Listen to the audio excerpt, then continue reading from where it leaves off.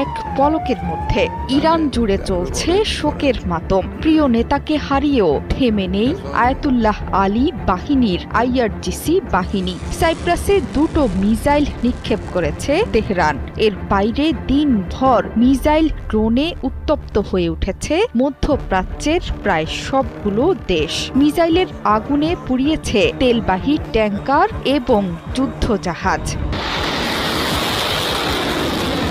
British প্রতিরক্ষা মন্ত্রী জন Hayley বলেছেন, সাইপ্রাসে ব্রিটিশ ঘাঁটি লক্ষ্য করে নিক্ষেপ করা হয়েছে 2টো মিসাইল। সেখানে হাজার হাজার ব্রিটিশ সেনা মোতায়েন আছে। প্রতিরক্ষা মন্ত্রী বলেছেন, এগুলো সরাসরি সাইপ্রাসে থাকা ব্রিটিশ ঘাঁটি লক্ষ্য করে ছোড়া হয়েছিল। তবে মিসাইল নিক্ষেপ বুঝিয়ে দিচ্ছে এই অঞ্চল জুড়ে ব্যাপকভাবে আক্রমণাত্মক আচরণ করছে ইরান। শনিবার ইরানের হামলা বাহরাইনে অবস্থানরত ব্রিটিশ